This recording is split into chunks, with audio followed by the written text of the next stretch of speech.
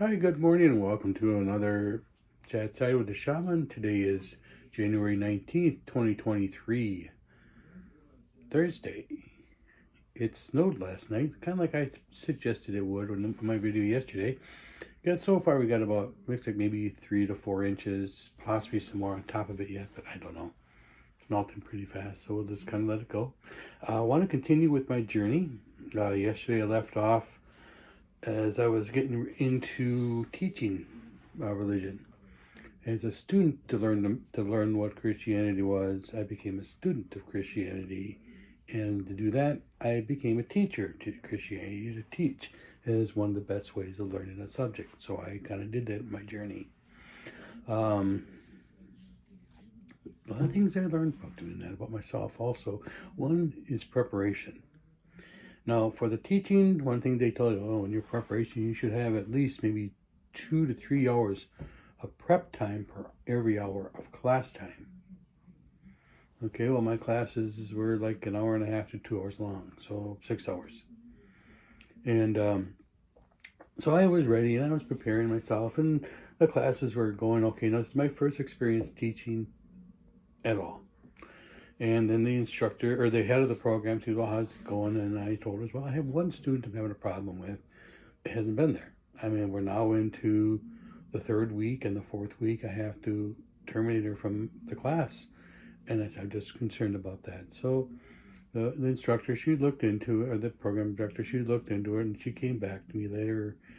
And she says, well, she'll be the class next week. Okay. No big deal. So I'm going on, preparing myself, full sure myself I know what I'm going to teach these kids. And well, that class came by, and that girl was in the class for the first time. You imagine a 14-year-old girl with an attitude, foreign. She had a huff, she had a puff. No matter what I said, she, I don't know why I'm here. Nobody likes me. I don't know. Going on and on. And this got to the point where she was being extremely disruptive and disrespectful for everybody. And I talked to the instructor. They had the program again after class. I said, I don't know, we may have to put her in a different class. I don't mind difficult students, but she's disrupting other students, and that's not fair either. She says, well, then she kind of shared with me that this girl, before classes started, she was supposed to be showing up in my classes, but she was playing hooky. Why she was doing that is because just before the classes start, she gave birth to a little girl, and her parents made her give it up for adoption. She didn't have a choice. The baby was born and it was gone. I'm sure that there was discussions, but I can imagine how discussions like that go. You can do it our way or not. But now that I have this information, so I went on with the class. I'm all ready to go. I have all my work prepped. My books, I look good. Look presentable as a teacher. She's in class, and the class is everybody's quiet. You can feel the tension. They know there's going to be a reckoning coming today, because last time we all got together, I kind of gave her a riot act a little bit, and how disrespectful she was. But now with new insight, and this is how we are going to be approaching things. We have to have an insight of being in the person's shoes. That changes your perspective. So with this new insight I had about her, I took all my books, and I thought, whatever I prepared, she's not ready to hear it, and the class isn't ready to hear it anymore either, because they know what's happening. They know her circumstances. They know her situation. I'm just getting privy to it now. So I took all of my books, picked them up, moved them over to the side of the podium, and dropped them on the floor. Boom! Big crash. That got everybody's attention.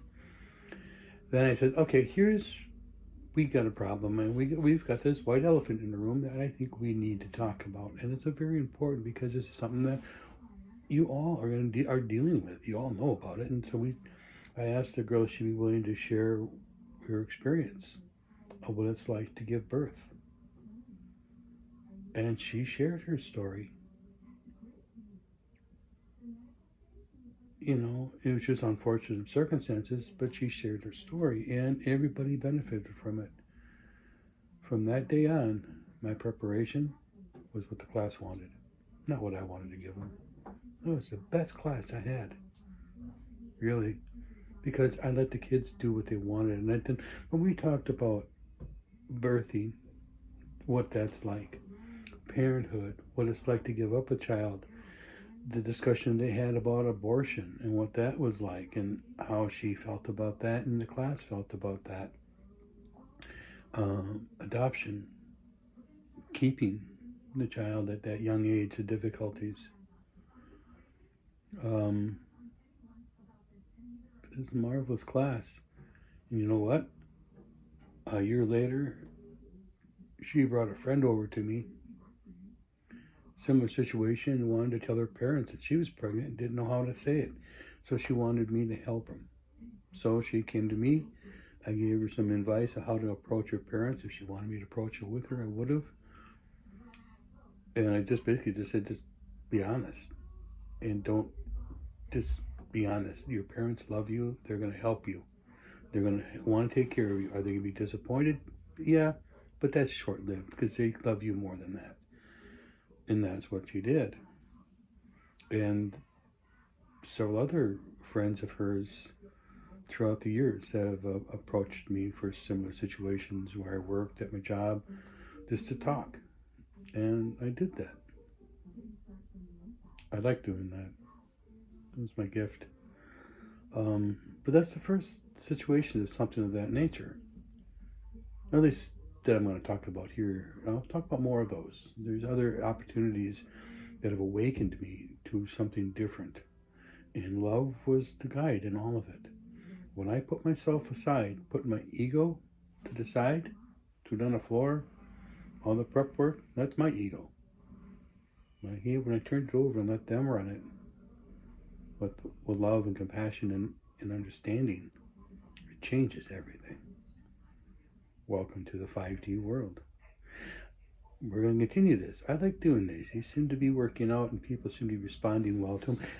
Don't forget to hit subscribe and like. Please like. It helps my ego. Also lets other people find these messages. And if you think somebody else could use this message, please share it. I'd appreciate that. If you have any insights or you can also contact me on my website through my private chat at Shaman of the Divine Light. Through Signature, you can also find me through the Pathway, the Agape Pathway prayer chat group that I started, and also the Kabbalah Guru or the Eli Weber prayer chat that I monitor for him, and I also run that one. So look forward to you in those. I have a new group I'm getting involved with. It's called a Spiritual Gardening Community. They have some really neat information in there. It's more community minded, and I'll have a link in the site here. So again, hit like, subscribe, pass the word. I like sharing my story, and I think there's good messages for everybody. Don't forget, I think you're going to. Remember, you are marvelous beings. You're glorious in every way. Don't let anybody tell you your light isn't bright, because it is. I can see it from here. And God loves you. I obviously always love you. You're the best people on the planet for me. Peace. God bless. And the Shaman signing off.